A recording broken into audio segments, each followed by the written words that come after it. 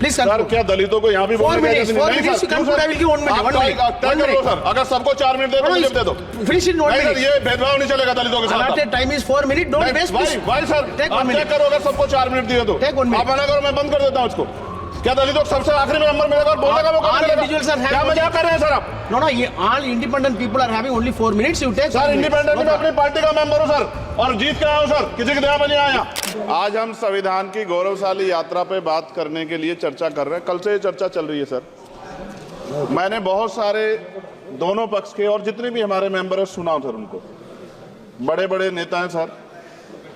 इसके भाग 1 में लिखा हुआ है India that is Bharat, Hindustan नहीं लिखा हुआ है सर।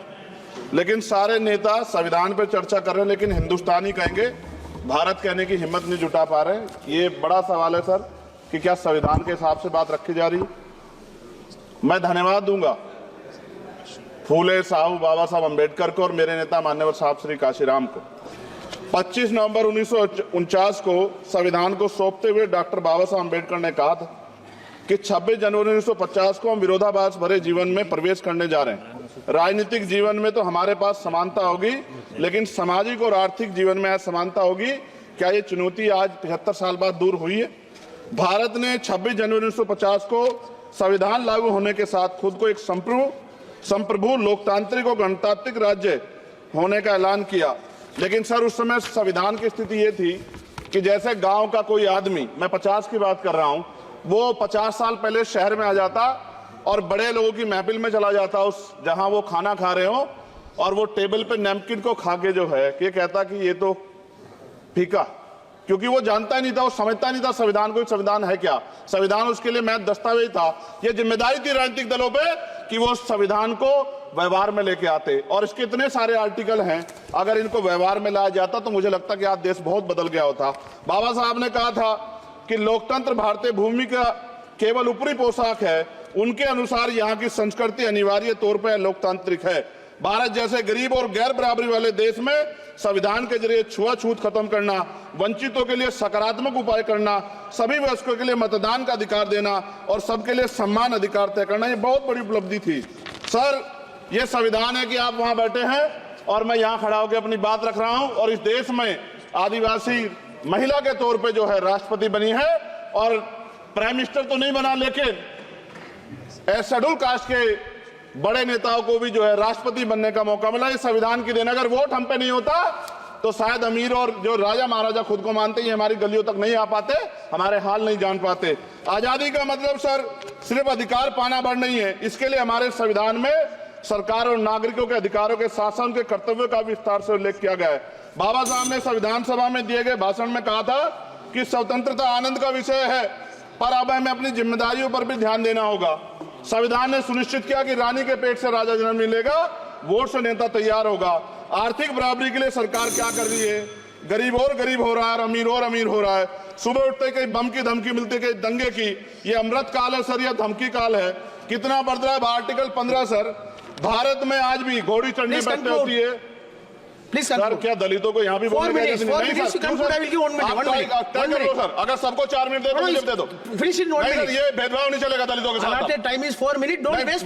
भाई सर, आप चेक करो, अगर सबको 4 मिनट दिए तो आप मना करो, मैं बंद कर देता हूँ उसको। क्या दलितों को सबसे आखिरी में नंबर मिलेगा और बोलने का मौका मिलेगा? क्या मजाक कर रहे हैं सर आप? नो, ये all independent people are having only 4 minutes. You take. Sir, independent में अपनी पार्टी का मेंबर हूं सर, और जीत के आया हूं सर, किसी की दया में नहीं आया। Take 1 minute and finish. Sir, कल भी बोले तो एक दलीय पार्टी के लोग, आप मौका दो सर। मूछे रखने पर हत्या होती है, महिलाओं पे, छोटे मासूम बच्चों पर रेप हिंसा होती है। एनसीआरबी का डाटा देकर डर लगेगा। यही 1 किलोमीटर में संविधान को जलाया गया, और महाराष्ट्र के परभनी में अभी भी संविधान को नष्ट किया गया, उसकी कॉपी को।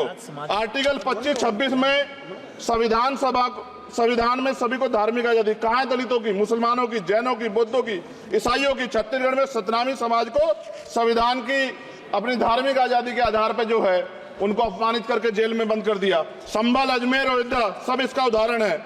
ये सरकार आलोचना डरती है। कितने लोग जेल में बंद है? मिरान हैदर, खालिद सैफी, उमर खालिद, तर खान, सिफा खान, गुलफ्शा फातिमा और आजम खान साहब राजनीतिक विरोध में बंद है। सरकार यहाँ बैठी है, सरकार सामाजिक न्याय की बात करती है। बताए कितने दलित मुख्यमंत्री बना रखे हैं आपने? 13 ज्यादा सरकार स्टेट में सरकार है। कितनी महिला मुख्यमंत्री है? आपकी सरकार ने सुप्रीम कोर्ट के आदेश के बाद रिजर्वेशन प्रमोशन में जारी नहीं किया, और ओबीसी को पॉलिटिकल रिजर्वेशन आप देंगे नहीं देंगे, आप बताने का काम करें। मैं 75 साल की गौरव यात्रा में हम एक सभ्य समाज नहीं बना पाए, इसलिए जाति आधार पर SC ST OBC के बच्चों को प्राइमरी स्कूल से लेकर उच्च संस्थानों में भेदभाव किया जाता है। सरकार निरंकुश हो गई, कोई बुलडोजर से कार्रवाई करता है। कल मंत्री जी ने कहा हमने राष्ट्रीय पिछड़ा वर्ग आयोग बनाया, 69 शिक्षक भर्ती में उसकी सिफारिशों को नहीं माना।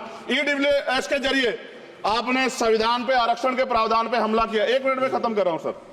संविधान सर, न्यायपालिका में आर्टिकल 124 ये कहता है सर, ये अधिकार जो है, Sanjay sir ji please conclude sir 1 minute में प्लीज संविधान में न्यायाधीशों की नियुक्ति का अधिकार राष्ट्रपति के द्वारा होना चाहिए, अभी तक नहीं हो रही है।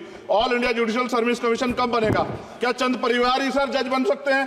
और आज हम सर, मैं सरकार से सवाल पूछना चाहता हूं सर, सेवाओं में SC ST OBC वर्ग का कितना प्रतिनिधित्व है? भारत सरकार के मंत्रालयों के अधीन PSU में, बैंकों, बीमा कंपनियों में और स्वस्थायी संस्थानों में आउटसोर्स तथा कॉन्ट्रैक्ट पर वर्तमान कार्यरत कर्मचारी कुल कितनी संख्या है? आउटसोर्स और कॉन्ट्रैक्ट में कार्यबल SC ST OBC कितना प्रतिशत है? निजी क्षेत्रों में कार्यरत कर्मचारी उनके SC ST OBC की वर्ग लाभ। सर खत्म कर, लास्ट पॉइंट सर।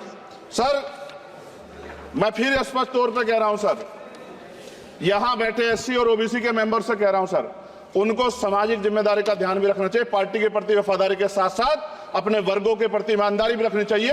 ईमानदारी नहीं होगी तो इन वर्गों का भला नहीं हो सकता, और हमें बहुत सरकारों से उम्मीद नहीं है। बहुत बहुत धन्यवाद सर। Thank you.